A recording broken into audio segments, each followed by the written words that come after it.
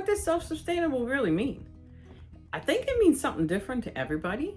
I don't think it means the same exact thing. You can become just a little self-sustainable as far as growing your own food, taking just a little bit of pressure off of commercial food that you have to buy, or you could go all out and have your own garden that you eat completely off of the commercial type food, that you grow everything that you eat.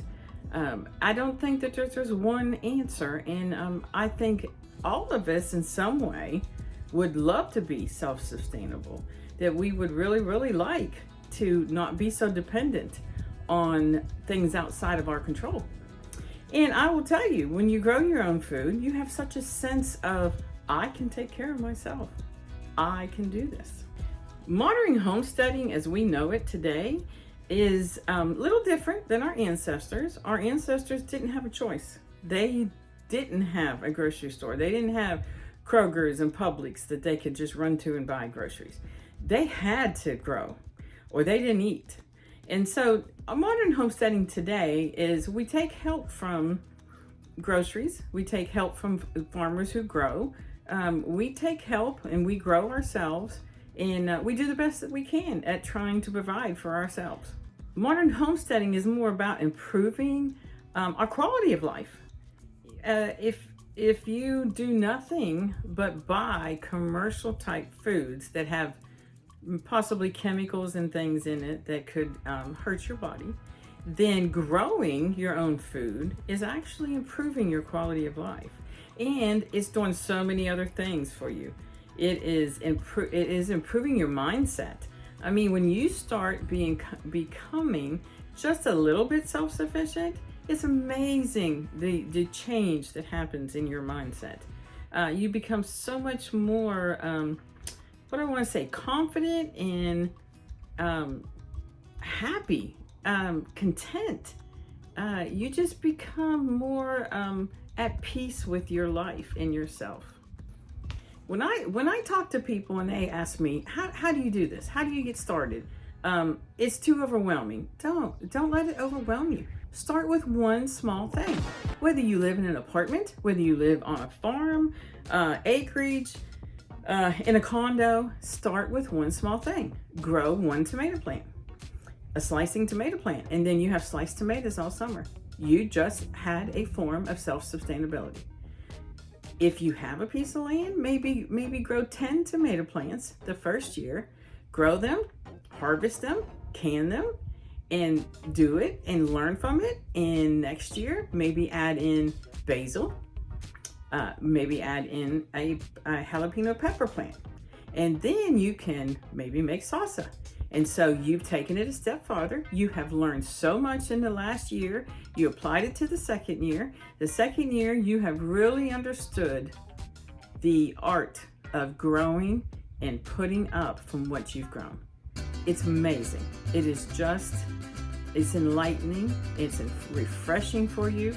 But we don't have to do it all at one time. We don't have to do it perfect. We don't have to do much. But anything that you do towards self-sustainability will change your life, I promise. This year, we're doing just a small amount. We have moved from a 5-acre homestead where we had a great big garden, and we're just starting over. We're starting over with a small homestead. We're a little bit older. We do want to be somewhat working towards self-sustainability. We don't want to be 100% self-sustainable.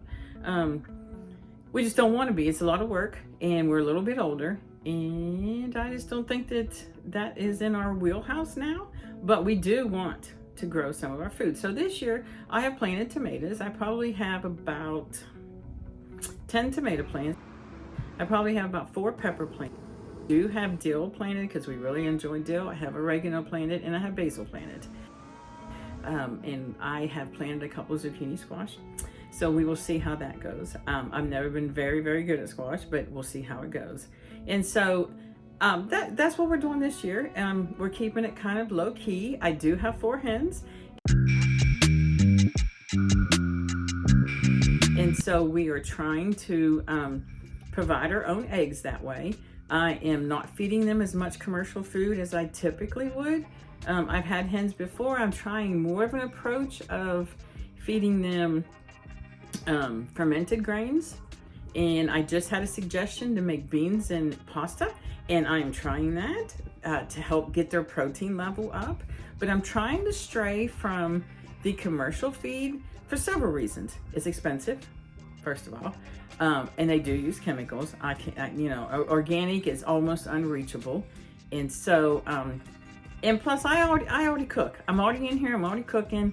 We feed them leftovers, and so it's not that big of a deal for me to go ahead and cook beans and pasta and give it to them a little bit at a day. And I only have 4, so it's not like I have a flock of 30 that I'm trying to feed. And just keep in mind, if you're on a small piece of land and you're starting a homestead, a chicken is the easiest, by far the easiest animal to start out with. When we had our 5 acres, we also had homesteader pigs. And they were great. They fed us, they filled our freezer.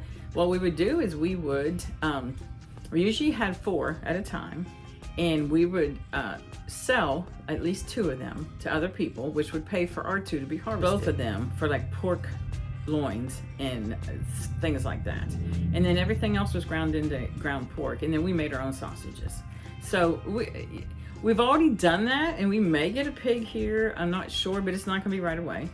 There's nothing like putting your own pig in the freezer. Really, there's not. And we fed our pigs very well. We didn't go to restaurants and get slop or anything like that, but they were fed very, very good grain. And anyway, so that's the next animal that I would think would be easy. And unless you like rabbit. If you love to eat rabbit, rabbits are very easy to have as a food. We never found it to be self-sustainable because there was so much money into feeding rabbits. So that's just a personal thing. That's what I said in the beginning of this video. Self-sustainability is personal. It's ever how you want to do it, and it's at whatever degree you want to do. So you can call yourself self-sustainable if you grow 1 tomato plant. I don't think that there's any hardcore definition for it. I think that we're all trying to do better. I think that we all would love to be able to grow all of our own things. However, it's a lot of work, and not everybody has that much time. So I enjoy doing it. I enjoy being home. I enjoy cooking. I enjoy growing the plants. I mean, it is something that I truly enjoy. And I appreciate you coming along and watching how I do it. And, we just have fun now. When we had 5 acres, it was a lot of work.